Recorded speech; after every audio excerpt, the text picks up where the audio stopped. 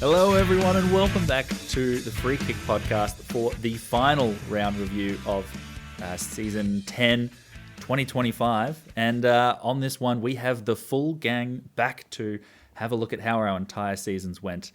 Let's start with you specifically, Mel. How are you going? How was the last weekend of the AFLW season for you? Oh gosh, I am good. I had a very intense watch for the final game of the season, Adelaide versus Freo. Few things needed to go right for Freo to get into the top 8, and like one of 3 matchups needed to have a win. All 3 of those in the games prior played out perfectly. So all Freo had to do was win this game against Adelaide, and like every goal was a lead change. I was on the edge of my seat.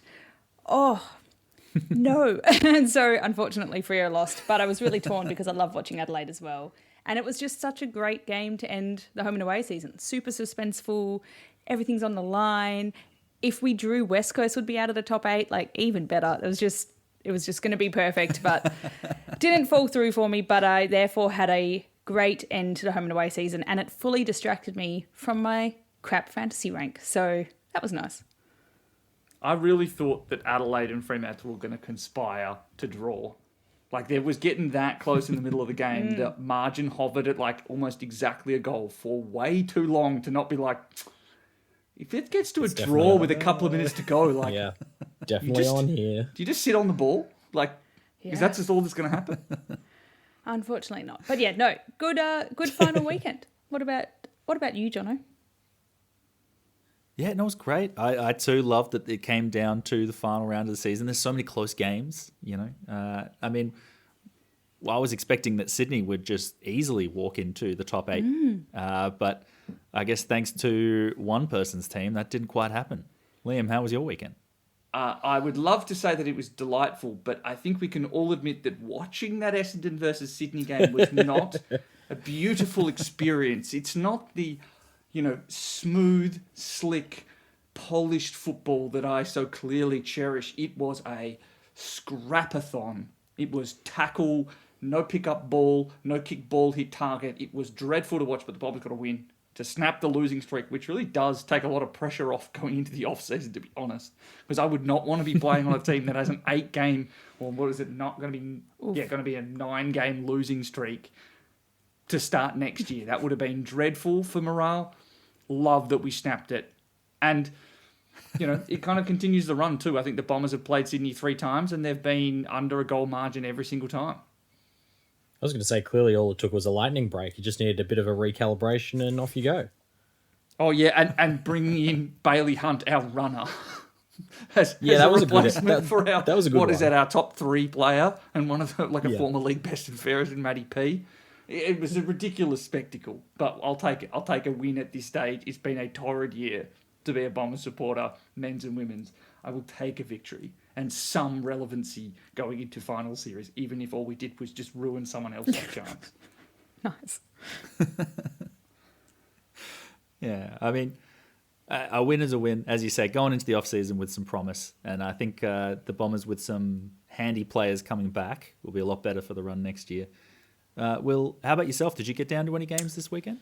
I did indeed, Jono, as you will sure be aware, because we both went to Frankston for the top-of-the-table clash. And let's be honest, it was a pretty close game, with North Melbourne only winning by 49 points. Honestly, I was chuffed. I was hoping for something sub-40, but a sub-50-point margin is a great result. Yeah, and we didn't get to run onto the ground for Jazz Garner's 100th goal, but we still got to see Jazzy put on a masterclass, so that was great. Unfortunately, Geelong didn't quite do the finals disruption job that I was hoping they would, which means that Hawthorn also now has to play North again next week, so enjoy that one, Jono. But, you know, had more scoring shots than Melbourne. I think there's a bit of promise there for next season, but yeah, it's going to be an interesting off-season for Geelong, I reckon. Just to, quick whip around the group, who here had their team they support lose by less than, say, 10 goals to North Melbourne? I think the Bombers, we were good. Jono, we've cleared it for you. And then, Will, the Bombers and Geelong, they were both like 5 goals. They really got pushed. I was about to say, for 3 quarters, Geelong looked like they were matching with them, and then the rain came and North Melbourne went, wait a minute, we're the best team ever. Bombers had held North Melbourne to their first goalless first quarter in 3 seasons. That was pretty wild. How did Freo go, Mel? Yeah. Suspiciously quiet. I mean, look, Fremantle's done well since then. Okay. That is a good answer, Mel. That is a good answer. North are hard. They are. They very much are. Oh. Oh, but it's it's going to be an interesting season, a final series coming up to run it back and see if the Hawks can come back from that. Carlton West Coast also doing the repeat. I think that's pretty fascinating. But look, this is turning into AFLW final series chats. Before we do that, we've got to run through our shipping report for round 12. First cab off the rank this week is Will. Tell us your score this round. So it's the final round of the season, obviously, and I thought, you know what, I just have to read the watch and wait scoreboard, so I decided to tank. Scored a bit disappointing, a 13.99. A few injuries and things did not help in that regard, but the important thing is I maintained my position in the top 1,000. 972 overall rank. I am in the top 1,000. My hat is only going to have 3 numbers on it. I'm very happy with that. Amazing. I thought Will the target was top 100, or did I mishear a couple of weeks ago? Oh no. The thing is, Liam, you were absolutely right, and I was on the way there this round, but then Katie Lynch got injured, didn't play in the second half. That just it ground me to a screeching halt. I reckon if Katie Lynch had have played the second half in that game, I was on the way, but alas, it wasn't to be. My good call, look, I'm going to be completely honest, I didn't have many good calls this week. Rowbottom in for Ellie Anderson, I guess was a good one. Gained me 24 points there. The one that I was actually really happy with was something that was last week's call, which was bringing in Emily Pease, who scored a very nice 80 this week. So quite happy with that one. My bad call I've put in the document was just generally not having a good team. I feel like having a good team is a good call, and I didn't have that. So, bugger. Because, I did a few trades. I traded out Zali. I traded out Zali Goldsworthy on the assumption that Zali wasn't going to play this week. Ended up playing. Brought in Tess Craven, which was absolutely fine.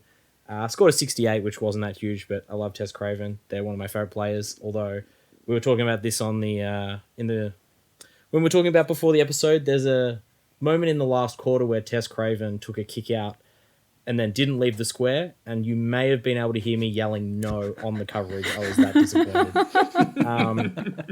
I also traded in Indy Tahau on the assumption that Port Adelaide would smash GWS and feed her the ball, which was true. But she only scored a 53, which, to be fair, was better than Imogen Barnett, who I traded from her, who scored 34. So even though that wasn't a great call, it's still not a bad call. So I think just generally speaking, my bad call was just not having a good team. And my blind side was, of course, Katie Lynch getting injured, because that was the only reason I can think of why I didn't make it into the top 100, really. Absolute blind side there. Absolutely. Now, I think our next podcast player would be Mel. Yes. How'd you go in Just round before 12? me, I love that Katie Lynch's injury is to blame, because this means that we can yet again feel like we're making a bad call when we trade in Katie Lynch next season, because she inevitably always lets us down. And even though this was not her fault. Every time. Every time. And we'll still do it. Look, 14.98 for me. I was pretty happy at that. That's a high score for where I've been recently. That moves me up to 12.98. And as I've said all season, I really just wanted to be in the top 1,300. So I'm really happy that I've achieved my goal. The 1,300 marker is the one that really matters. So just scraped in. Yeah. Naturally. Happy with that. Yep. In the men's fantasy, when I played this year, was obviously hoping to get as high a rank as possible, got to the final round, and I was just like, at rank like 302 with minutes to go in the final game, and I got to 298. So I know the feeling. I was always aiming for top 300. That was what my stated goal was all season. So I am fully on board. Yeah, I'm just 1,000 spots Top behind 300. Yeah. and in the women's. And I think that's a really nice number to put on a hat, Mel. Yeah. I reckon it's going to look really nice. 4 snazzy spots. So my good call was going on vibes and trading in Greg for her entertainment value. There's no one who loves a horizontal fly through the air tackle quite like Greg, and she got 4 frees against, and each one came with a roar of outrage from me being like, what are you doing? But this is what she does. So that was great entertainment value. Also holding Harris, who I've had since round 3 for her 81, was a nice little cherry on top. Bad call, though, was Greg once again, who got 44 compared to Erdley, who I traded her out for. He got 93, who was the highest scoring forward. So that hurts. And then speaking of hurt, my blind side is Sarah Allen choosing to rock up in a big way in the game where I really needed her to just go along her way like she's been going all season. She decided to be the most incredible intercept defender, and I was so amazed and like in awe of her ability to be everywhere and intercept everything. I was like, girl, you are amazing right now. Can you not do it against Fremantle in the game that matters? It was so frustrating. I was like, I don't want her to be injured, but if she could just sit on the bench for 10 minutes, that would be great. So, I mean, she was the highest intercepting defender for the round, which was great. But yeah, that was a bit bittersweet and a blindside, but one to watch. Yeah, no, it's one of those things with the Adelaide backline. If Chelsea Vidal doesn't get you, Sarah Allen's right there. Great game. And I do think that having the same player that's your good call also turn out to be your bad call is a very fair way to sum up your season. I'm pretty sure this isn't the first time you've done this. Yeah, checks out. So next up, I think, was actually my team in Rod We Trust. I had a 1,512 this final round, which actually didn't see any movement for me whatsoever. I was entered the round in 17th. I came out in 17th, which I'm pretty happy with. Best I have ever finished in the AFLW, which is fantasy. So I'm pretty chuffed with that. Good call. Was risking the Mac Erdley. I think you can probably hear it on the on-air last week where I started being like, I'm definitely not playing Mac Erdley. She's gone straight back out of my trades. And then throughout the hour that we were chatting, I just slowly get more and more on board with keeping Erdley until at the end I'm like, yeah, no, we've got some great cheap players. Just take 2 swings at it. So that was pretty I fun. could hear you doing it because I raised it as like a, hey, Jess Vukic isn't playing, just by the way. And you're like, no. That won't affect it. And then you're kind of like, oh, maybe she could probably pop a score. Like, it is at Frankston. And then it's just, there are 17 different cheap options to play in the forward line sub 600k. And I'm going to be like, he's convincing himself to pick Erdley. Yeah, 100%. We also spent about half an hour waiting for Jono to get dinner. And the whole time he was just like, I don't know what to do with my trades. Should I just keep Erdley? And I'm like, I don't know, man. I don't know. Oh. But me being me, I was like, look, keeping Mac Erdley is probably the riskier play, so absolutely do it. And it worked, which is a rarity. I was in good company for the play, that's for sure. Unfortunately, though, because I didn't trade Erdley, I had no idea what to do with my trades, and all I did was panic trade to players that I was worried about doing really, really well, all of whom made my team pretty much worse off. So getting in Schultz from Strom was probably not a good idea. Holding Chaplin when I should have traded out Chaplin to someone like O'Driscoll, that was probably the panic trade that I should have made. But hey, these things happen. And overall, I can't be unhappy finishing 17th. You can also have Mel's good call in holding Taylor Harris to thank for Chaplin's bad score, because Maeve Chaplin, I think, lost at least like 2 or 3 kickouts to Taylor Harris. It was and outrageous.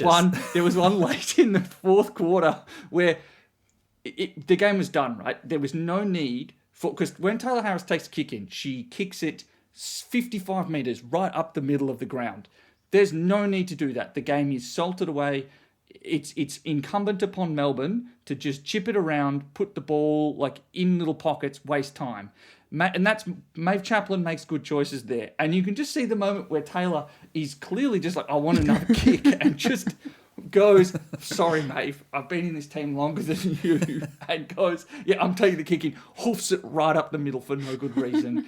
And I'm sure that was just absolutely a final stab to the heart, with Maeve Chaplin still in the 30s at that stage. Ouch. Yeah, absolutely. Well, I guess we've only got the one podcast left here to go. Liam, your team's been coming home with an absolute wet sail. How did you go in the final round?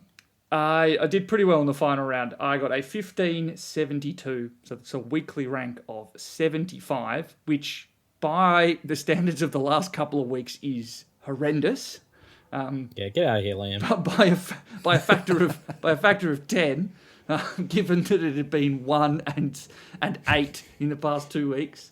But it did mean that I moved up 7 spots, leapfrogging Jono to go up into 12th. I was hovering around 9th and 10th towards the end of that final game, but without having Mim Strom, I just wasn't able to stay ahead. And then Emma O'Driscoll had a very quiet last quarter, gave away 2 frees, which was very frustrating, because I had kind of been like chopping and changing, and I thought maybe I could finish top 10. Good call for me was definitely VCing Laura Gardner. And I would just say that thank God to whomever was doing the stats for champion data in this game, because I was sitting there at the end going like, I'm really worried that like Noffy could go like 140 plus. Laura Gardner's sitting there at 138 at the end of the game. And then I go away and I get a message in a group chat being like, holy adjustment. And I've gone, what? And then look at Laura Gardner having added like 20 plus points after the game is finished in a whole stack of tackles, and then becoming the highest scorer of the round. So that was certainly good call and just, good windfall. Bad call was trading out Zali Goldsworthy, because I was concerned about a forward role. Zali had a couple of decent quarters. The role was roughly similar. There was at one stage where I thought I was absolutely on the money when I was at the gym and I hear over commentary, oh, Zali's down on the ground. And I've gone, oh, this would be just the cherry on top. But she played out well. I think I lost 3 points on the trade by going Zali to Courtney Hodder. And then, my blindside was the gap between Maeve Chaplin and Sarah Goodwin, who Sarah Goodwin turned back into Gold Coast Suns game. Sarah Goodwin, all of a sudden, in the wet, beautiful hands, not given the same like defensive responsibilities in the midfield that she'd struggled with in the previous weeks. It was just like the disparity of like 80 points between them was gobsmacking. I gotta say, having a bad call that only cost you 3 points, Yeah. that's ridiculous. That's top 12 level. Sorry. Yeah, all right. Well, this is the second one you've done, so let's keep it to that. Yeah. Don't worry. Good thing we know how to bleep things out now. Yeah. I think all the extra editing I've got to do here, Mel. Outrageous. No, but I think it's a hell of a finish to the season for you, Liam. I mean, just 3 weeks ago you were ranked nearly in the 70s, and you've come all the way up to 12th spot. It's a great finish. Well done. It was, pretty spectacular. I had no expectations of it whatsoever. I was truly just like, can I, 3 weeks ago, can I hold in the 100? Like, my team is a little bit shaky. I need to find some way to, I think I was only about 50 points ahead of 100th place, which we've seen you can easily lose in 1 week. So, it certainly meant that I had much less stress over the weekend, because I'm like, look, everything I get from here is a bonus. I didn't expect to be this high. It's fine. Like, I'm sitting at the stage now where I can't drop out of the 100. My team is filled with too many popular players. I was just like, oh, let's just, let's see where we end up here. It really was the most stress-free weekend for Classic. No, it's a nice place to be when you're up in the top ranks there. But let's find out. I mean, we finished pretty well, but geez, there was someone doing a little bit better here. So let's have a look at the watch and wait scoreboard. We'll for the final time, let's stop the fighting between Liam and Mel. Thank you for finishing last for the round. Yeah. Would you take it away with the Watch and Wait scoreboard this week? Yeah, all things aside, as I said, I've pretty much ended up doing it every week anyway, so it hasn't really mattered. Watch and Wait scoreboard. Obviously, the top coach and top scorer overall. Noffy, we have a problem. Caleb, congratulations. You have won AFLW Fantasy for this season. Very well done. A massive 18,523 points overall. A 1550 this week. Comfortable winner in the end. Again, massive congratulations to Caleb. In terms of the top weekly score, Luke's Loonies scored a 1662, which is pretty impressive. And it's also the second consecutive Luke weekly winner we've had this year, which is probably the best stat we're ever going to come up with. Nice. So great stuff. I thought it was there. important to chuck that in there. Yeah. Very good. In terms of the top 100, I hope if you are listening, you are sitting pretty with a shiny new hat coming your way. But to keep pace with that top 100, you needed to score a 1521 this week, which was apparently up from a 1690. Oh, there we go. We've just edited it. This is down from 1629 last week. So basically, if you were going to make the top 100, you needed to make 17,990 points. So 18,000 points gets you pretty comfortably in hat territory. Liam, you have a point to make here, though. Yes. And it's something that, has been hanging over the podcast for a few weeks. If you were the person who unfortunately tied for 100th place and you were a little downtrodden, we have some good news for you. By virtue of Jono and myself being on this podcast, we are ineligible to win a hat. Now, we are currently in discussions with the AFLW about an alternative arrangement between us so that we can, find a way to make this an enjoyable and entertaining moment for everyone who is involved. But it does mean that the team in 101st, which is Cameron's team, and then 102nd, which is Lockie's team, will get bumped up inside the top 100 and will therefore be winning a hat this year. So congratulations to the pair of them. I'm sorry that you've had to wait this long to whenever this podcast comes out, if the email that you get confirming your rank hasn't already arrived. It's definitely been, I'm sure a stressful wait for you. So congratulations. You can rest easy now. Enjoy the success. Enjoy the cap. And in also very exciting news, to the coach who came 1,299th, you actually come 1,298th because I also don't get that rank. So, Well, actually, they get to move up bump 4 up places. 4 spots, Mel. 4 spots. For all So of someone, us, 'cause I'm the bottom. person, that's the thing. The person in 1303 has just gone, you beaut, Top I've hit the magical 1300. mark of getting inside Top 1300. That's what everyone- top 1300. Congratulations to whoever that may be. You are the real winner out of all of this. Amazing. Goodness me. And finally, for the Free Kick League update, 63 of the top 100 coaches, our hat winners, were in the Free Kick League. A huge push in the final round. Plenty of people there. So absolutely fantastic. And I'm going to throw to Jono now to celebrate some of our Free Kick League champions. Yeah, I think there was some worthy call-outs to make here because the coaches that ended up in first, which was obviously Noffy We Have a Problem, in second, Rosie's Ruiners, and in fourth, Vague Prob W, they all held the lead through various points of the season, and they were all in our Free Kick League. So I think it's worth shouting out that they all had just tremendous seasons.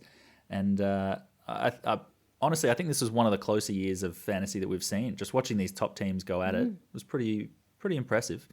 And then the coaches that finished in 5th and 10th overall, I think they had some slides back late, but Gaza Forever and Rippo's Rovers also had great seasons, pretty much in the top 10 all season. I think it would have been from rounds 2 or 3 onwards that I'd noticed them up there, and geez, they just never really left. What about the coach who's 6th in the free kick league? 6th in the free kick league? I didn't notice them until late, really. I don't know if they were any good as a coach, quite frankly. I don't even know if they're getting a hat. So that may be Liam. That may indeed be Liam. No reason for my asking. Please continue. I'd also like to give a shout out to Mark, who was the coach of Disqualified, was tracking top 10 for nearly the entire season, but they were in fact the ones who captained Brooke Vickers last week for that late in and copped, instead of taking Marinoff's 160 as their captain, they had the 63. And then this week had Gardner VC at the 158, but had it on Mua Laluifi for some reason as their captain, who played the round before, so I'm not quite sure what happened there. A classic And captaincy slid move. all the way back from top 10 down to 94th. So I think impressive to basically not have a captain for 2 weeks and still hold on to top 100. That's Yeah, it's a wow. hell of an effort to finish the season gosh. there. Yeah. But I think it's time to run through our hot topics. This week we've got a few, the first of which is going to be our awards season for our players. We're going to start with the Kiara Bowers Award for our best and fairest. I think we've got a few options here. Mel, I'm going to start with you. Who have you brought to the table this I week? reckon free kicks best and fairest should go to Ash Riddell. She has increased her fantasy average by 9, which is impressive given she's already elite. She's overtaken Ghana, so she's beat out a club rivalry that's been there for quite a few years. And she's finished in the top 3, which is huge because she's been a lot lower than that in previous years. So I think she's not top 1 or 2, but she has improved significantly and best and fairest. Yeah, and hey, those ships are finally passed in the night. So Yeah, and that was my take from 2 seasons ago. So I was just a little bit early. just early, never wrong. Not Yeah. wrong, just early. No, I love that. It's a very Will thing to do, actually. Pick it way too early and then it eventually happens after the Yes. fact. After they've failed to make the pick as well. But since I've picked number 3, I'm assuming someone else has got number 1 or 2 on the fantasy averages. Yeah, well, let's jump up here at next player who did come number 2 overall. Will, who have you got for us? I put the reigning best and fairest winner, Ebony Marinoff, just pipped at the post by a 20-point late adjustment to Laura Gardner. Definitely some funny business there, but I've given it to Ebony Marinoff because Ebony Marinoff did not score a single score under 100. That is consistency that you dream of, and Noffy just keeps getting it I done. mean, that's 2 seasons in a row now without a score under 100. That's some seriously impressive stuff. I also think you say one reigning best and fairest winner. I'm assuming that you're meaning the Kiara Bowers Award for best and fairest of the fantasy league. Obviously, having won it last season. That is actually genuinely what I meant. They are also the reigning W Award winner, but you know what? This is a better more award, I important. think. But Liam, I think you can take us home with our eventual winner on this one. Yeah, it is Laura Gardner. She was, when this official platform first launched, the player that we were most excited to talk about 2 years ago, have just truly blitzed expectations to have been at 40 priced forward not 2 seasons ago to become Crazy. the league's highest scorer this year. And if you would like to know exactly why, there is an amazing video on the Sydney Swans TikTok in honour of Laura Gardner's 50th game, which is her teammates' impressions of Laura, which essentially involves people either mimicking a seagull or just running around with both hands out to the side being, yep, I'm here, I'm waiting for the ball, I've got it, I'm ready. And it's just, the seagulling tendencies are insane. We have, Ebony Marinoff builds her score in an incredible way, and Kiara Bowers is very similar. Laura Gardner's ability to just be constantly calling for the pill is commendable and a worthy winner of the Kiara Bowers Award as a result. And finished the season so strongly too. The 158, the 141 the previous week as well. Another 140 in round 9. Just an incredible season, and didn't drop below 100 after round 3, scoring an 82 against a former side in Geelong. But the week prior, scored a massive 154. So what an exceptional player. We don't talk about that 154 because that's the 154 I traded out. What? I mean, that feels like that's on you. Not trusting the eventual winner of the award. I also love that. I can't remember the last time before this season that we had a winner of this award that was not Ebony Marinoff or Kiara Bowers. Has it ever been done before? Have we got a historian on the pod who can tell us? I don't think I think this so. might be the first time. I feel like in 10 seasons. Yeah. What? I mean, Ebony Marinoff literally has not scored under 100 since season 7. So I would be very surprised if Noffy wasn't the overall winner of most of those awards. Seriously impressive stuff. So a worthy winner there for Laura Gardner. Next up, we have the Rose Sparkus Award for our best rookie. Last year going to Ruby Tripodi, but this year some very, very strong options. This time, let's do reverse order here. We got Liam. Who's your option this week? It's Blaheen Bogue, who, out of relative obscurity, happened to just play well enough against the Bombers in a practice match to kind of draw herself to the attention of fantasy coaches and turned into one of the league's best players. And I would say the prototypical half forward, if you could draw one up in a lab. And the fact that she was able to do that consistently as an F5, if you managed to hold on to her, I can't imagine anyone would have traded her out at any stage. Really did exemplify how important it is to just make trades through your rest of your team, make sure you have the perfect midfield, and punt F5, and blah, blah, did that week in, week out. It was one bad score, really, against Carlton, where I think it was like a 19, 16, whatever it was. It was in the teens. It was dreadful. But outside of that, it was just goals, really cementing her scores every single week. Truly one of the most enjoyable players to watch, and my pick for the Rose Sparkus. Was indeed a 19, and I think that you hit the nail on the head there. Scored a goal in every single match, which in your first ever AFLW campaign, even if you are playing for North Melbourne, is a pretty damn impressive feat. Yeah. I mean, there's a lot of North Melbourne players who did not achieve that feat this year. So that's true. Jazz Ferguson, for example. You know what? Absolutely. Letting the team down. Libby Birch, too, I think. That's another one. That really let the side down there. God, imagine if all the North Melbourne defenders started getting in on it. Oh, boy. That would be very scary. But Will, why don't you tell us about another option that you want to throw forward for the Rose Sparkus Award this season? Yeah, I think there's a clear winner in this one for me, but I'm just going to give a shout out to Ash Centra for giving us a key downgrade option in the mid-season. Because the player who will invariably win this award made a lot of money very early on, and then that was about it. But Ash Centra was a bit of a slow burn and gave a lot of coaches who held on to her a really nice little cash injection in those middle rounds when other options were starting to disappear. So I'm going to give an honourable mention to Ash Centra for being a very useful rookie this season. But Mel, who do you reckon is the best option, do you reckon? I feel like we really can't go past Zippy Fish. And the great thing about this is we had very high expectations for Zippy Fish coming in. It was the name, it was the excitement in the preseason.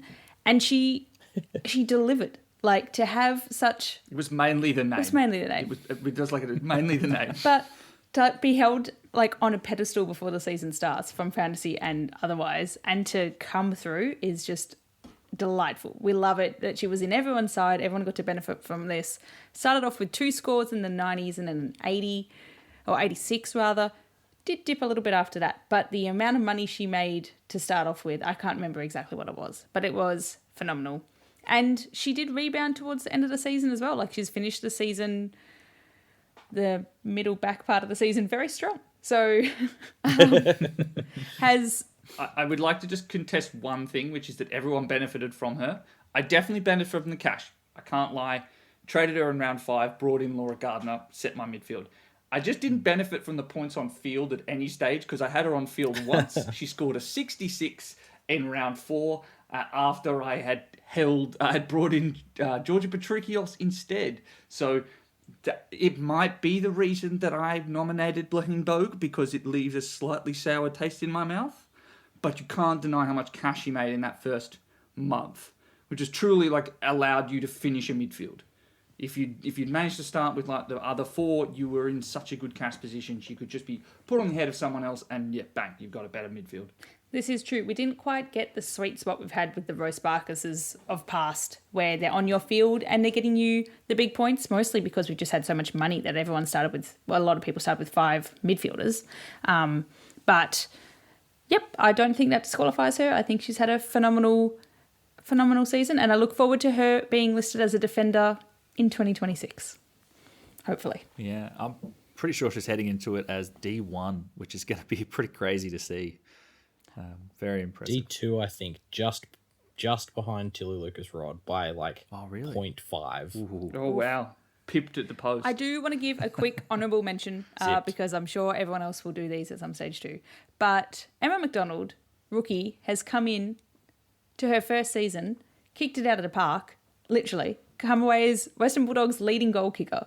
That is a pretty phenomenal accolade to take away as your first season. So that's my my runner-up, even though fantasy relevancy, not so much. It did take her until round 11 to show the form that she showed in the practice match that meant that people picked her. Slow burn. And I would also say that it might speak to the lack of key forwards in the Western Bulldogs team, but I can't deny that she has looked really good in the last fortnight. I also think an average of 43 for a young key forward is a really, really good effort, even if it's not necessarily the most fantasy relevant. It's still very, very good. So I really quite like this shout-out, Mel. I won't be surprised if she's a Caitlin Gould type of scorer in her career, in that upper solid, 60s range, just given how mobile 60. she is. Our next award coming up here is the Morfitt Award for breakout season. This is for the player with the best season-to-season improvement. Last year, awarded to Mim Strom. And you know what? You guys have done a lot of talking. I'm going to start this one off. I'm going to pick a Swans player in honour of this Ali Morfitt Award. I'm going to go with Montana Ham, who has had an absolutely fantastic season. This is the type of season that, her number one spot really had her build for. Started the season at 680k based on, a couple quiet seasons, which to be fair were fairly injury affected. But geez, she has looked spectacular in that midfield. Didn't score under 63 all season, and came out of the blocks early with some great scores, one of them being an 133 in round 2 against the Suns. So kicking goals, taking marks, and just getting plenty more of the football. Pretty much, I think, one of the best candidates and a top 5 forward for the season.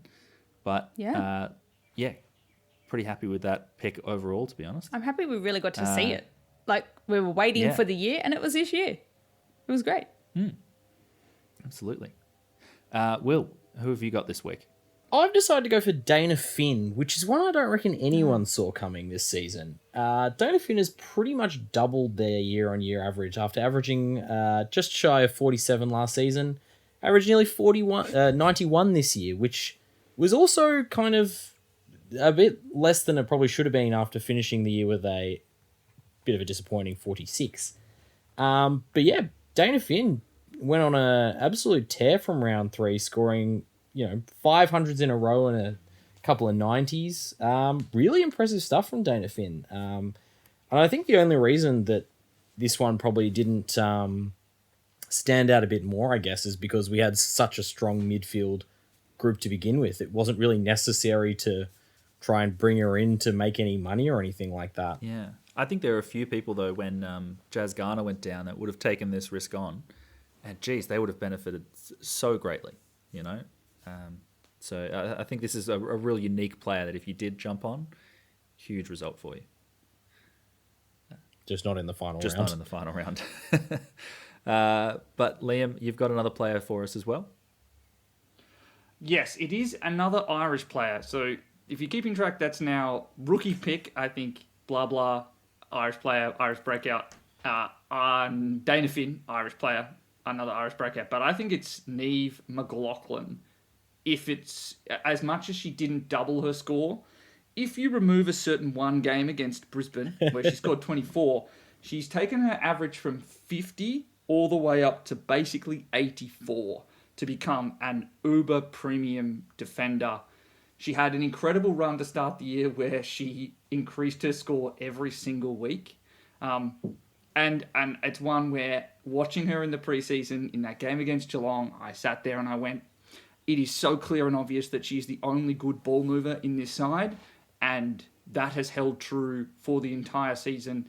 Credit to her for staying in Australia over the off-season, becoming captain, and truly breaking out in her third season of AFLW. So I think it would be rude not to give some credit. And I think at the very least as well, she's been such an important pick for us in the back line to go basically to the top of the defence. An awesome rise to watch. Yeah, +1 from me. No. She's been the player to have at the Suns all season, and being a defender as well makes her super relevant. So I think it's fair she wins the award overall. Yeah, couldn't agree more.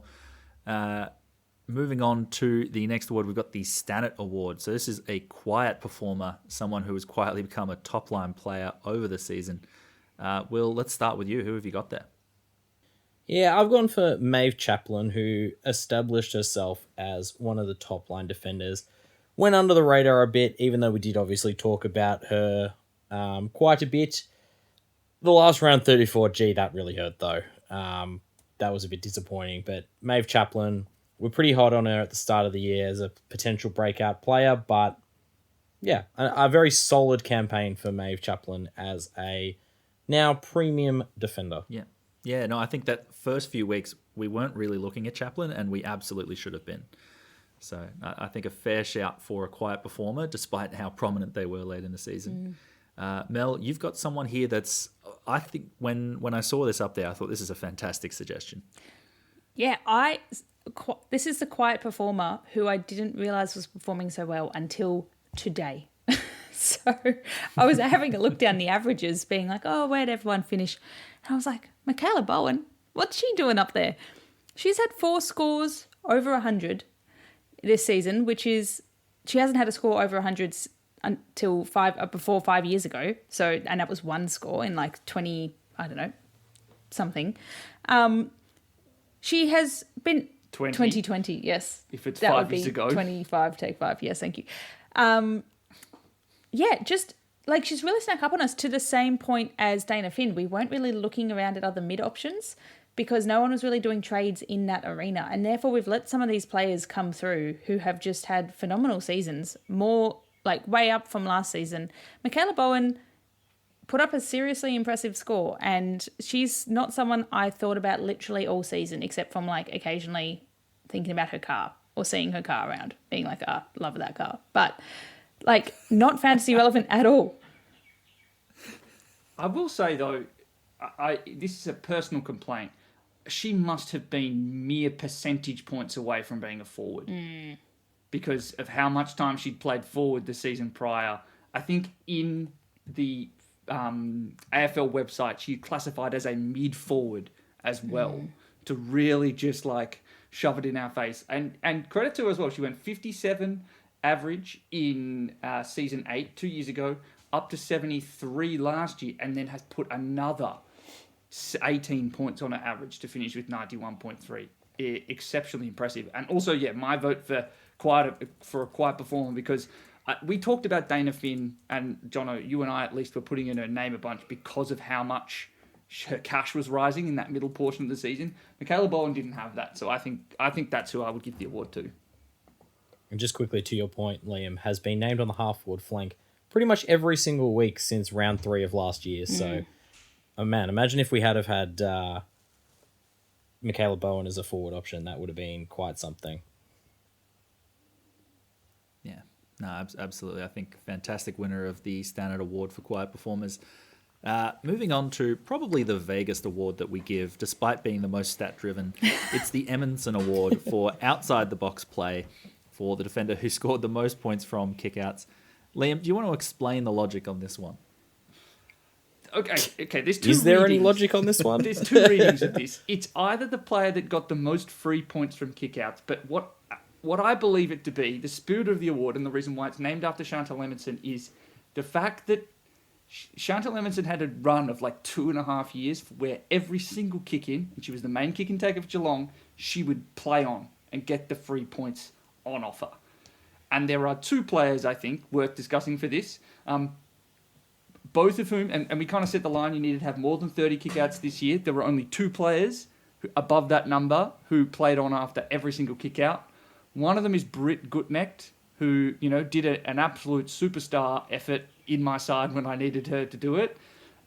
Pip, and she was ahead for most of the season for always playing on until the final round when Maeve Chaplin overtook her to take the most kick-ins and have 100% play-on percentage, which is extremely commendable. Even some of the players that we love for how much they take the ball from kick-ins, I'm thinking like Serene Watson is definitely one. They sometimes forget, credit to Gutnecht and Chaplin for constantly knowing that there's a free stat on offer. There are $3 on your next contract if you just keep leaving the goal square, even if it's to kick it to the same place. I love that that's on their mind, clearly. Yeah. It's probably not like explicitly happening as they're doing it, but I love the thought that they've internalized it during the off season. Know the rules, get the free points. I see that as the spirit of this award. So really, there's only two possible options here, isn't there, Liam? But there is the other reading of it, which is like who got the most free points on offer for playing on. What about someone who wasn't absolute, had 68 kick-ins throughout the season, 69 kick-ins, and played on from 68 of them. So it was just one away from perfection, and that's Chelsea Bedell. Failure in my eyes. Just a failure? It was a pretty impressive effort, I must say. Yeah. She really did have her, and I think it might have been her best averaging season in her career. All right. I reckon this might be one that we might have to put to the public and ask what they reckon their best definition is. Because we've got 3 or 4 very good options there that might be interesting to see how people interpret it themselves, do you reckon? No, absolutely. And then our final award for the coach's coach, last year given to the Dockers coach, Lisa Webb. But we've got a few different candidates today. Mel, you're looking potentially for a back-to-back win here for Fremantle. I am also biased, but Lisa Webb has... What? Surprising. Lisa Webb has put up 4 players in the top 20 for fantasy relevancy. That is more than any other club. That means that some clubs didn't even have players that were in the top 20 fantasy relevancy. And I think that's phenomenal. It's a fantastic effort. It means that, those 4 are in and around the ball the whole time. Strom, Bowers, Newton and McCarthy. Absolutely love it. It means I can put more Dockers players into my fantasy side. And don't forget the relevancy of Sarah Verrier as well. So obviously a lot of options there to choose from. Huge. And Stannett too.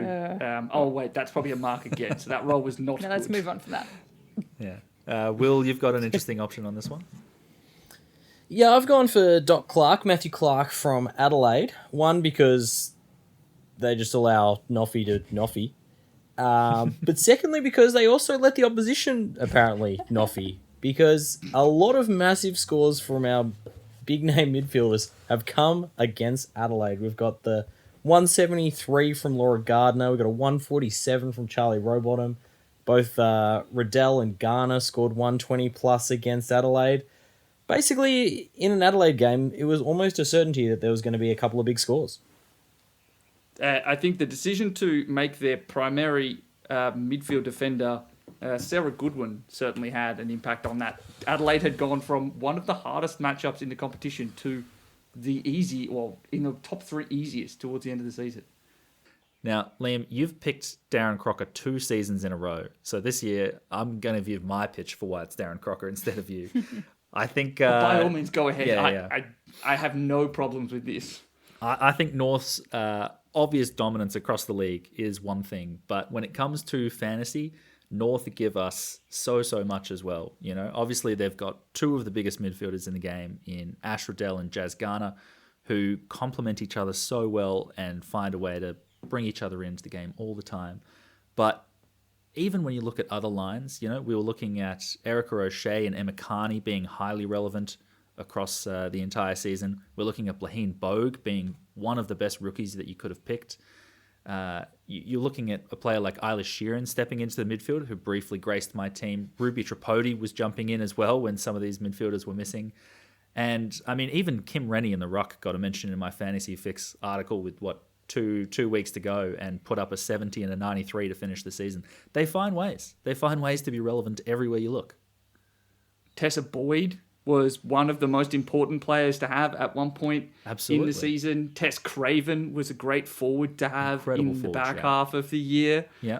I think it's all down to their ball control on, like, when they have the ball. It's how they beat you, and it leads to great fantasy scoring. But I also think that the way they do it, which is they are so disciplined in their running lanes, they are always looking for that cheap kick, and teams don't know how to stop them doing it. You know, they might be able to stop for a quarter. They always find a way. Case in point, down at Frankston on the weekend, all it takes is just a couple of kicks. Players not getting to the mark fast enough, and it's a scoring chain of like 50 or 60 fantasy points for the entire North team. And it happens again and again and again and again. And that's setting aside as well the fact that he manages the toughest bench in the competition, because he has that many players who could conceivably play more game time. So I'm fully backing Darren Crocker. I think he won it 2 years ago. Didn't win it last year. I think it was fair with Lisa Webb and Nim Strong's explosion. But I'm all for Darren Crocker getting it. I think he's an incredible football coach. And for fantasy purposes, he's also just streets ahead. Yeah. No, I think a deserved winner there. Which does wrap up our awards season. I think that was probably the longest we've done it in, so we might change up our second hot topic here, our seasons in review. I think rather than switching between us all, let's just go through each team one at a time. Hopefully that speeds it up so we don't have so much transition going on. And I suppose we'll start with my team. Let's just go left to right on the run sheet here. So in Rod We Trust, season in 3 words. I think I would... Firstly, I'm going to use the hyphen liberally here, so keep that in mind. My first word is going to be straight bat. I think I played a very safe season this year, but it came from my second word, value. I think I started with a lot of value in my side, and that made life very, very easy in the later rounds. The next final word, though, was overthought. I think I really overdid some of the trade thinking this year, and that's something I'm going to be looking at going forward. So when I look at my starting squad, I think I only had 5 players actually survive the entire season for me, and that was Ebony Marinoff, Laura Gardner, and Kiara Bowers. Neve McLaughlin and Bonnie Toogood did finish in the squad, but they were traded out and then back in. So I'm not sure they quite count for that. Yeah. But there are a lot of players that were moved on that I actually think fired and just, didn't necessarily need to finish in my team. So we're looking at players like Eden Zanker, who started really well, Brie Conan, Cambridge McCormick, Paxi Paxman, Zippy Fish, Beck Ott, Ash Centra, Montana Ham, Lucy Wales. Like, there's a lot of players that deserve a lot of shout out. I think only 3 of the players that I had were traded out at a lower value than they started, which I was pretty happy with. Impressive. So when we look at those failures, it was just Ange Stannett and Charlie Rowbottom as premiums that I should not have started in. Grace Koss was the third one, who I guess didn't go down in value, but started at 300k, was traded out at 300k. So that one. Should have traded her out when she was at 320, Jono. Yeah, should have waited for that one. Yeah, I think had that pick been Blaheen Bahuk, then my team would have been in a really impressive season right there. Looking at best trade-in, it was kind of hard to pick my favourite one. But to be honest, I think it was one quite late in the season, and that was trading in Shelley Heath for the second time. The first time didn't work out so well. Came in for immediate 39. But the second time, she was traded in at 733k, and at that point, I think she was only averaging, in the low 60s, and then went 91, 62, 90 for a last 3 of 81 average. Great way to finish the season. Can I just say, I respect your maturity to trade in a player again when you're like, you know what, I've made a mistake, but their fantasy relevancy is more important than my ego. I'm going to trade them back in. That's very good of you.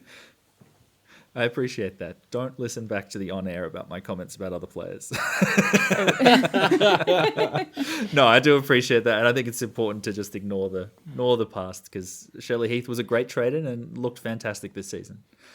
My worst trade-in came in round 6, I believe it was. I had the choice of trading in Ash Maloney, Courtney Hodder, or Charlie Mullins. And I went with Ash Maloney, who at that point of the year was 890k, had averaged 71 to that point. But I traded her out for 170k less at an average of 59 over the time that I held her. So a very, very disappointing trade there. In terms of my trade outs, I think my favorite one was Paxi Paxman because I'd started the season with her. She averaged nearly 70 over the first 5 rounds, and I traded her out, 250k higher with only... and immediately she went 30 and dropped a huge amount of cash. So I was pretty happy with that trade. My worst trade out, though, Lucy Wales. It's the second season in a row that I've held her for her slow start and then traded her out before she goes bang. So lesson learned for next year. I'm holding her all season, no matter what happens. Hold me to that. That's absolutely fair. And then finally, captain's review here. I think all of my captains went over 100, which I was pretty happy for this season, at an average of 125 across the season. I think only twice, though, did I captain the highest scorer of the round and indeed the highest captain opportunity within my team. I had a lot of bad captain choices early where I think I was kind of averaging 110 for the first few rounds. So something I might work on there. But that is probably the most of the season that I want to talk about here. We might save the advice for later.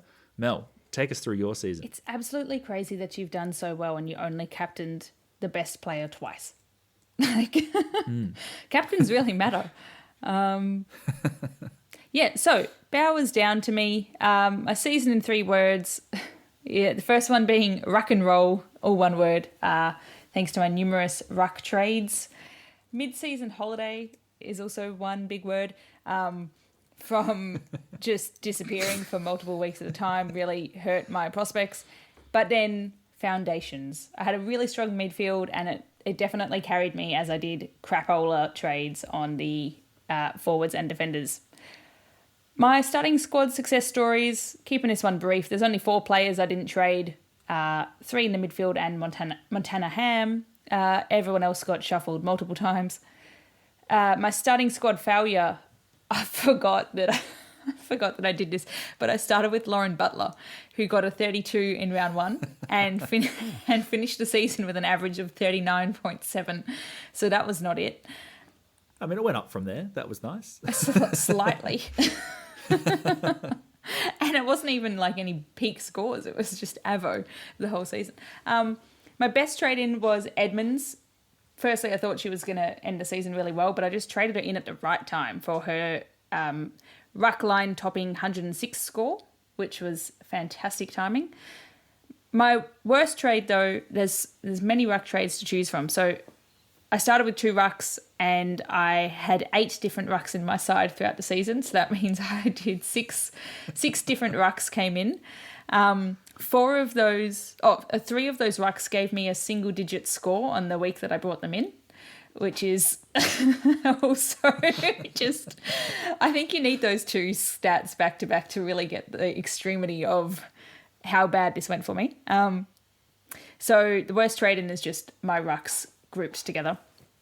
Best trade-out, Ash Sentra, after her round 6, 108 points. I don't think she was on my field, but she earned me a lot of money, which was fantastic.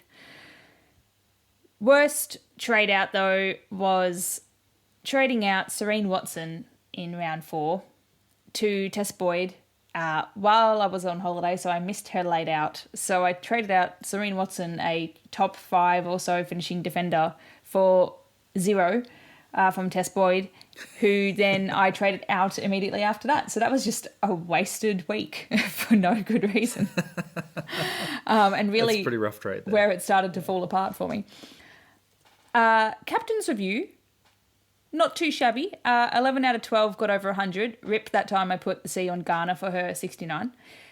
My average, though, same as yours, Jono, 124. And I actually got three weeks where I had the best captain. So that was surprising. I actually would have thought if I hadn't gone and looked at this, I would have said like 7. So seeing how many times we didn't nail it was surprising, but a good challenge to go back and look. So yeah, the captains weren't my problem. There you go. Yeah. I Will. mean, definitely some interesting trades in there. Oh, yes. But yeah, Will, talk us through your team, Lenina Effect. Oh, what a year. What a year. My season in 3 words. I'm going to use a phrase as well, which is Bree Davied, which was the injury captain of Jazzy Garner for 51. Really did put an absolute grinding halt to my season after a very promising start, which meant that my second word for my season is catch up. I ended up playing catch up for pretty much the whole season, which meant that I had to embrace something that I've apparently never done. This is very unusual for me, but that was risky trades. Risk was my third word for the season, in fact. So yeah, in terms of my starting squad success stories, Tilly Lucas Rod, I said at the start of the season that I thought they would be the number 1 defender, and they were. So I was very happy with that one. Laura Gardner, Kiara Bowers, Montana Ham, and someone else who's probably not a success story, but did stay in my squad for the entire year was Grace Koch. And they were actually probably one of the most useful players that I had because they allowed me to get Ebony Marinoff's 160 captaincy score. Nice. As vice captain. So Me too. good on you, Grace Koch. And I'll talk a little bit more about later in my captaincy review later, but I had a few players that were in and out across the year. Ebony Marinoff is a very famous one, as we've probably talked about several times. Neve McLaughlin as well. Ash Woodland and Zali Goldsworthy were very early picks as well. McLaughlin and coming in later in the season. Goldsworthy leaving very late in the season as well. In terms of my starting squad failures, rookie rucks. The rookie ruck strategy is not a viable strategy in my mind anymore. I think that it used to be that a rookie ruck could average 60 while your best were averaging 80. That is not the case anymore. Your rookie rucks are now averaging 30 and your best ones are averaging 100. So I think the time is now. That's a fairly bad The time is swing, now. unfortunately. Yeah, the time is now to abandon the rookie ruck strategy. I guess there are a few other ones. Ange Stannett we were all pretty keen on. Did also start with Darcy Vesio, and I believe they started the year with a 28 or something like that. So that wasn't ideal, despite looking really, really good in the role in the preseason. But I think the rookie rucks can quite conclusively be my biggest starting squad failure. In terms of my best trade-in, I think this is an absolute Monty. It's trading in Charlie Mullins at the very paltry price of $550K coming off the concussion, and basically was the best forward for the rest of the year from that point onwards. I was very, very happy with that one. And part of the reason I had to do that trade was because of my worst trade-in, which was bringing in Piper Window. We were all very excited for Piper Window to come back in that Port Adelaide side. Scored a couple of decent scores. Brought her in. Laid out next week. Injured very early. Lost me a load of money and scored me a total of 6 points across 2 weeks. Oh, no. So that was quite unfortunate. 6 points across 2 weeks. Wow. Yeah. So that wasn't great. No. In terms of my best trade out, I brought in Courtney Rowley mid-season after that big 100. And we were all like, is this going to last? And we were all like, it's definitely not going to last, but let's give it a go. And as I said at this stage, I was all about the risky trades because I needed to do something. And the important thing was, even though Courtney Rowley only scored 42 the week after, she still made money, and it was enough to get me back to Ebony Marinoff. So thank you, Courtney Rowley. Your services were greatly appreciated. Huge for the program. Huge. The worst trade out, I'm hesitant to say the Ebony Marinoff to Jazz Garner one was the worst one, because I think it was the right call. It just didn't work because of the injury. So even though it did ruin my season, I'm actually going to say the worst one was probably trading out Neve McLaughlin after her poor first-round score of 59, simply because apparently we had to get in Jess Wrench at that point. It was a necessity, and that was the way that I did it.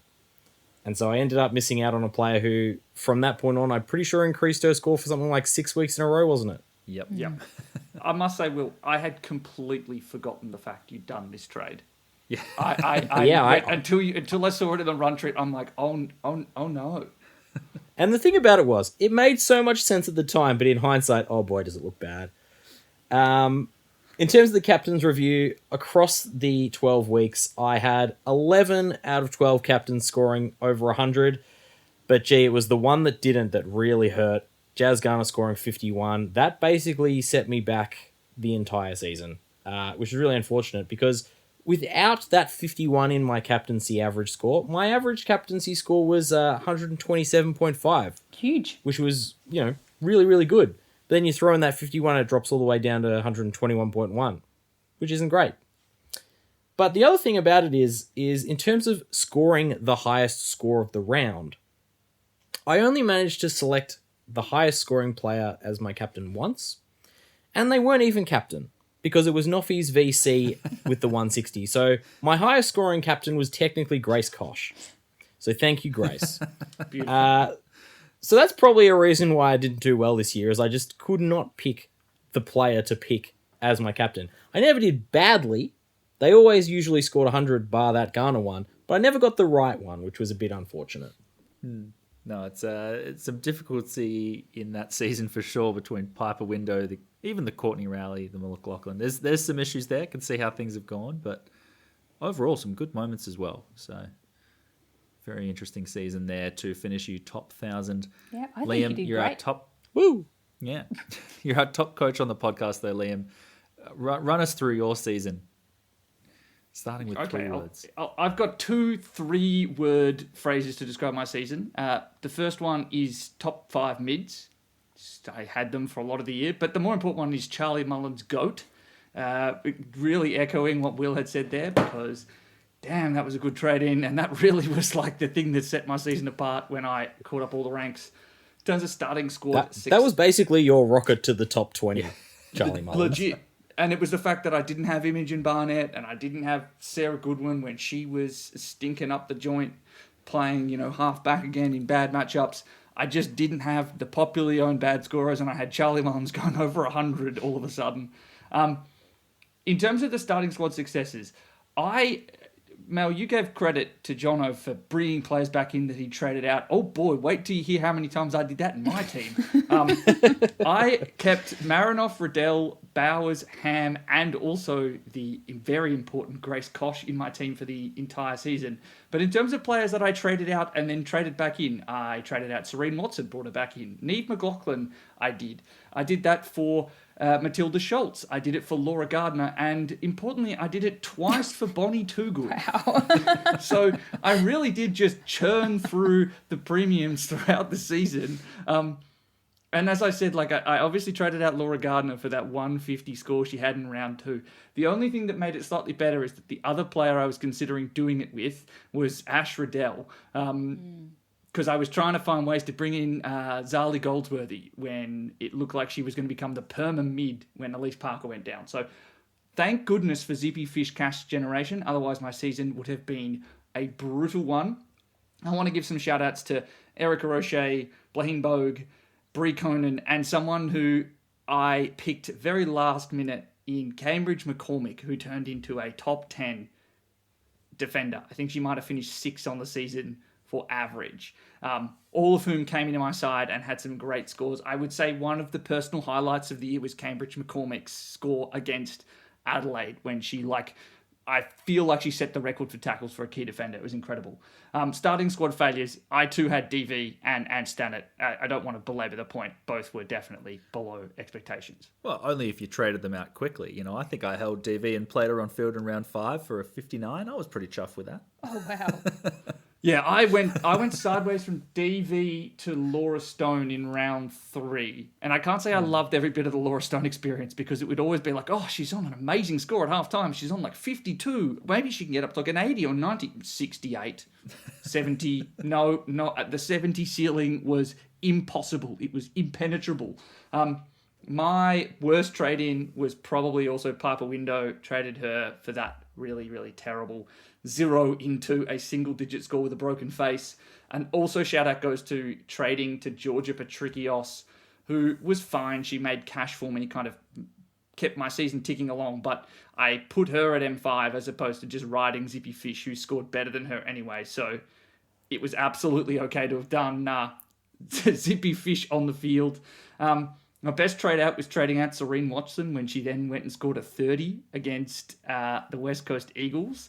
And also, I would say that definitely generated me cash. Now, Serene Watson then had a 90 and a 70 for the next 2 weeks before I could get her in. So I think she averaged about the same as what she averaged in my side. It just meant that I got more cash as a result before I brought her in. And then also I traded out Brie Conan before her role truly disappeared. In terms of my worst trade out, definitely Erica O'Shea. Really compounded. She had a 55 average in my team. And I traded her out after she had 30 against Brisbane.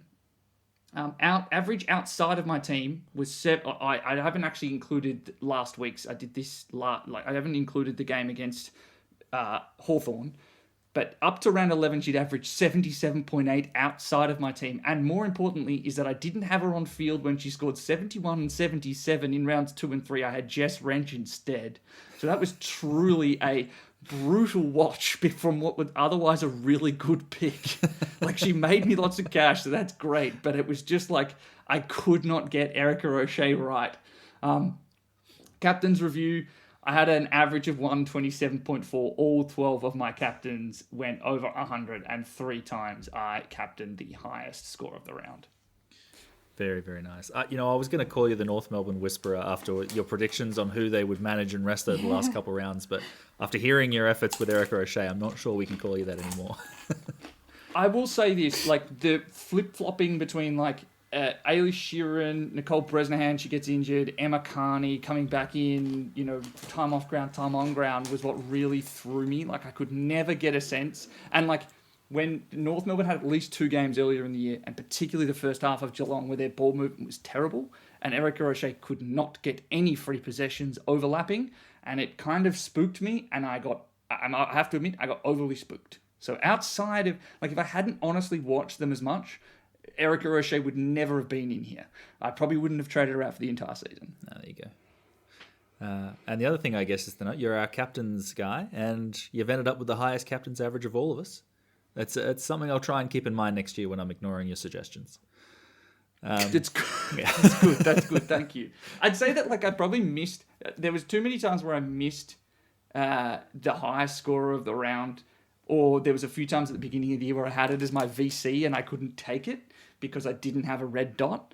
But I definitely think that this year was a little easy. There was a fairly limited pool of players to bring on.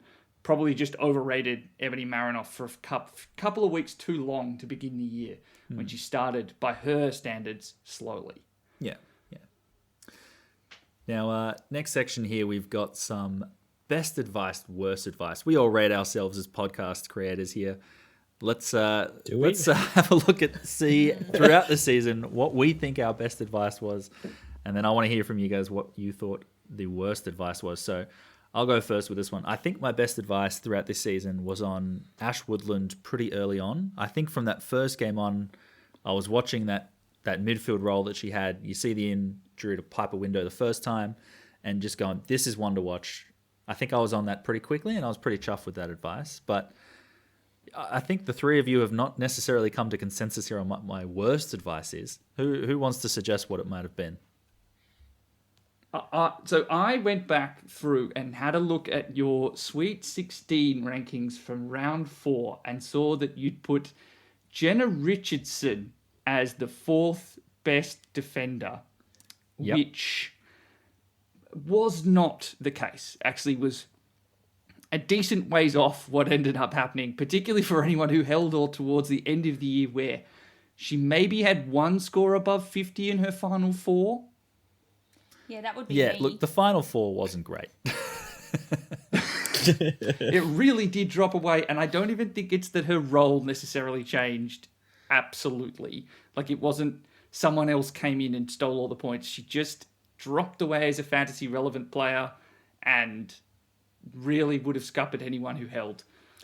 Right, but if you brought her in at round 4 when I suggested it, you would have had 103 after a couple of weeks of low scores. There you go. Well, speaking of the timing Can't argue of with that. your advice, I actually realised that I had another 2 to add, and I know we were only meant to bring up 1, but I clearly listened to you, Jono, and that's the beautiful thing here is that I'm listening to your advice. But Wonderful. You did harp on quite a bit about Megan Kaufman, who did put up 2 70s at the start of the season, weeks 1 and 2, and was looking good. And then she only put up 1 decent score after that, in round 8, all the others were probably not fantasy relevancy. And I remember now one of our Sweet 16s, you're like, yeah, it's coming. It's coming. I'm not sure that it came, but I like the wishful thinking. No. Look, that one, I was struggling with my forwards this year. I think my F5 was a continual disappointment to me and anyone who followed my advice. I think Megan Kaufman and some early thoughts, which I don't know if they went out publicly, but my early thoughts on Mackenzie Oadley really, really failed with some low scores there as well. So that's for sure. Will, do you want to pile on, or are we happy to move to the next? I'm happy to move on to the next. I'm sure there's plenty more piling on to be done. Wonderful. Mel, why don't you tell us what you think your best advice for the season was? I reckon it was towards the middle of the season when everyone's talking about maybe we should bring in Malloy, and I was like, no, the chaos isn't worth it. Because I brought her in for what I thought was going to be a great matchup, and I kind of broke my team to do it, and she put up a very average 60-something score. I can't even remember what that was. Maybe it was up against Gold Coast. And after that, I was like, no, there's too much variability here, and I think that held. She has not put up a consistent or great score in the back half of the season. Yeah, interesting. Really sticking the knife in by mentioning the word back there. That's really triggering too. Well, yeah, she got injured, but, it still holds. Yeah. I think for you, your worst advice, though, I might leave this one to Will, because his team was scuppered by this exact issue. Rookie rucks. Rookie rucks suck. I'm not sure which one was better, the trade-in of Caitlin Reid or the trade-in of Zoe Basenko. But either of those ones were pretty up there. Yeah. I mean, I reckon any of the ones which it was more just the collectiveness of suggesting that 8 ruck trades in a season was the goal. I feel like Basenko's tog with me when in the preseason Tog with me. I was like, her champion data is not showing that she got any fantasy points, but I think she looked good, and I think she deserved more fantasy points than she actually got attributed. I think that was the beginning of the downfall of the fantasy runs. Yeah, because I think my favorite part of it was that Zoe Basenko scored a respectable 39 the first week, but you had Caitlin Reid who scored 8, and you went, you know what, I'm going to jump to Basenko, and then Reid scored a 39, and Basenko decided, you know what, I see your 8, we're going for a 6. Yep. I will say this, though, the lasting impact of Tog with me on my brain in the first half of the season was certainly a benefit to the podcast. It was very entertaining every time I thought about or saw Zoe Basenko on field when I was sadly watching St Kilda play, so that's a benefit. For those that have unfortunately forgotten, that is time on ground visible by my eyes. To my eye. Visible to my eye. Tog with me. The most Mel's important eyes, stat there is. Yeah. Oh, yep. Quality. Will, walk us through your best advice. Mel's given me a nice little shout out that I was the only person to put Laura Gardner in the top 2 in the Week 8 Sweet 16, which I was actually pretty chuffed by. I was very confident on Laura Gardner, but I think my best advice is a pretty easy one because someone did take my advice and it got them to 12th in the overall rankings, and that was by Charlie Mullins. It might have been a week or two too late, but by Charlie Mullins at 550k was the best bit of advice I've probably ever had on this podcast, to be completely honest. Yeah. And even if Liam did jump on a week after, he still got before the massive price rise, and it proved an absolute winner. So I don't think I can really stray anywhere from Charlie Mullins. No, yeah, absolutely your best advice on this podcast. Probably the best advice that's ever been given on this podcast, quite frankly. I'd say it's the best advice of the year, handily. I would say it's very different from some of the other advice you've given on this podcast, because look, this is kind of scaring me, because for all of the other people on this podcast in our spreadsheet for this, in the worst advice section, there's something written down. For me, it's just Liam, Mel, and Jono to decide, which to me suggests there could be quite a few here. No, I think this is the one which gave us the most trouble. There was definitely a lot of different thoughts here, but I have a quote from you from, I think it was our round 2 review episode, basically of you saying, Liz McGrath has quite clearly got the role at West Coast ahead of Wackfer and Lakai, and is going to average around 60 from this point forward. Well, to be fair, at the time she did. And then Daisy Pierce was like, what if we take our best ruck? What if we take our best ruck and stick her at full forward? Which was a consistent theme throughout the year. Because as Liam has mentioned with Lauren Wackfer hit a great patch of form in the ruck for West Coast. And what did they do in this latter half of the season? Let's stick her at full forward. So, I tell you what, well done, Daisy Pierce. You've got the Eagles to their first finals campaign. Very proud of you. What are you doing with your rucks? What are you doing? I feel like there was a question we asked at this point last year as well. Yeah. Because I just looked at it and went, you know what? They've brought in a mature, seasoned ruck option. It's there. It's the obvious thing is right there. You play them in the ruck. You'd think. And then that's the end of it. It should have been super easy. And yet, somehow it's ended up as my worst bit of advice. And I completely agree with you on it. Yeah. But it still frustrates me. Going a 42, a 40, and then a 7 from those next three. Woof, woof. I feel for anyone who did that. Did you end up doing that, by the way? No, because I had to sort out every other useless part of my team. Actually, so. you had Jess Garner to deal with after that week, so... Yeah, I did. Correct. All started falling Because the apart. best part about it is, I probably would have gone to Liz McGrath, because that was right when I was planning on doing my ruck upgrades. But Jazz Garner's injury, ironically, probably saved me from that fate. All right, next, last up here, Liam, what was your best advice this season, do you reckon? I would have said that my best advice all came in the final bits of the preseason, right before we started, and it was really spruiking the likelihood that midfielders like Ash Riddell and Laura Gardner were going to benefit from the rule changes at stoppages because of their handball receive game. And so I was like, I actually need to change my structure to make sure that I can get players that I think will benefit. And I think that stood the test of the season. I also just want to give a shout out to, Neve McLaughlin, a player who'd averaged 50 last season and had been someone who's like, Mel, she was one of your favourite players, even though she was hilariously inconsistent and loved to give away free kicks. Yep. And she turned that, and I was pretty happy with seeing one game against Geelong and going, yeah, she's just too good. Like, just too good a footballer to hold back. She's taken a massive leap. So my advice in season, I don't really have much memory of. It's just, some of these starting picks I'm very confident in how much it really helped my season at least, and really kind of set the floor. Yeah, I'm actually going to second the Neve McLaughlin one. You were very early on that one. Because I think while saying, a Riddell and Gardner is going to be a good player was the right call. I think that's at least makes sense. They're very good players. But the Neve McLaughlin one, I think, was your absolute win, Liam. But you did say the magical words, too good. Yeah, I heard that too. I was like, oh, foreshadowing. Because I want to take this one for worst bit of advice. And the simple reason for it is because I got stung by this bit of advice, and the person who didn't get stung by this advice was you, Liam. In that, when Bonnie Toogood was coming up against North Melbourne, she was really cheap, and I thought, you know what? I reckon this is a pretty good option. And I brought it up on the podcast, and you were like, oh, I worry about that role. It's tough against North Melbourne. And I thought, Liam's right, and he's an Essendon fan. He knows these things. I won't bring in Bonnie Toogood this week. Now, Liam, what did you do this week? No, hold on. I can actually jump on this quickly, because I thought we had this for a different week, because coming into round 5, Bonnie Toogood is returning, and the rest of us are going, is Bonnie Toogood the player to bring in?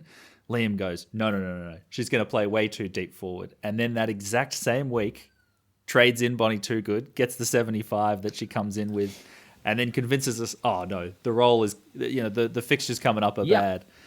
It just continued to be... So he's actually done it 2 weeks. He's done it 2 weeks in a row for us, which was not ideal, because that kind of ruined my forward line a little bit. And there's a distinct chance I may have gone Piper Window instead. Yeah. Do you know you know how we're getting these hats, Liam? I think we should put when we get them, we're getting our ranks put on with an asterisk, and it says best but definitely not fairest. I think that's what that's about.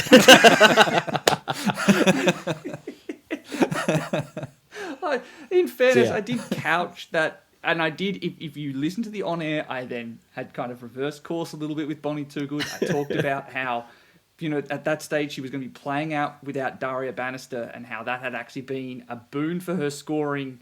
As a result, there was some method to the madness, and I would also like it known that I traded out Bonnie Toogood for that game against North and held Blaine Vogue and lost out on a whole bunch of points. So, yes, okay, I did change my position at one point, but I was also burnt by my own inability to pick what Bonnie Toogood was going to do in any given week. So, I traded her out. I traded her, in and out of my team twice. I didn't even, go with Jono's Shelley Heath. I did that a whole extra time and had a whole extra bunch of trades in my forward line. So, I was too burnt by Bonnie Toogood bad advice. Okay. Very good. That makes me feel much better, Liam. Yeah. I'm very happy to hear that. No problem. But it's probably time to wrap it off now. Before we go, everyone, I thought we could just do a quick key lessons from the season, 2026 early thoughts. So, a player that you want to Blackbook for next season. We're going to have a whole other episode going through those at some point coming out in the next few weeks. I'm not sure if we'll do that, next week or if we'll do that maybe a little bit later once the trade season comes up. We'll see. But yeah, let's run through some key lessons from this season. Will, we'll start with you. Last season, you said having a good starting squad was your advice, and you told us to keep an eye on Charlie Mullins. I think that was pretty good advice there. What have you got for us this season? My advice is rookie rucks don't work no more, so don't do that. And the forwards are quite volatile, so spend up in the rucks and look for value up forward. And my Blackbook player is Claudia Whitford from the Gold Coast. Much missed this year, will be very cheap because of injury. Oh, very much an interesting one there. We'll have to keep an eye out given last year's success. Mel, last year you were telling us don't mess with your premiums unnecessarily, and you stuck to it and you messed with your rookie rucks instead. I know. Keely Sharaf was your player to watch for this season. Hasn't quite worked out, but Carlton were running a lot of mids through there. It was definitely a big switch up. What's your thoughts this season? My thought is there's no point keeping the cash on your bench. I had a great cash gen towards the back end of the season, and I couldn't do anything with it because the trades never eventuated such that that's what I wanted to do. So just using it earlier would have been nice, making something of it. And my Blackbook is Zali.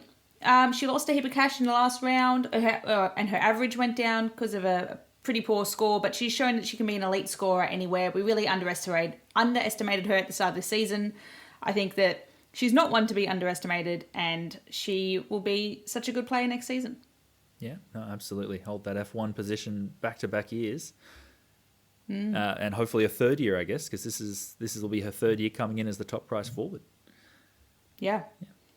Liam, last year you told us to trust your gut when an early spike score occurs. So, i.e., if someone goes big in round one, like a Sarah Hosking that you shouldn't be getting in, trust if you've got your alarm bells going off saying don't trade in. And you ran with Molly Brooksby and Amy Gaylor. I am going to press you this season to try and keep it to one Blackbook player until we do that episode. But what have you got for us this year? Yeah, fascinating, because I think I could have gone with a learning of, back yourself on what you see in the preseason and the rule changes, but I actually think it's be willing to trade your premiums. I think we kind of saw that across defence, if it wasn't TLR, there was so much volatility. So I got a lot of value out of trading out players like Cambridge McCormick, who was top 5 at the time, and Serene Watson, who was top 5 at the time. And I kind of even made, if you look at it funny, Laura Gardner trade out work. And so being willing to do that and kind of being able to value some of those players that appear to be really, really good is certainly something to consider as a strategy going forward. You pressed me for one player. I could talk about 10.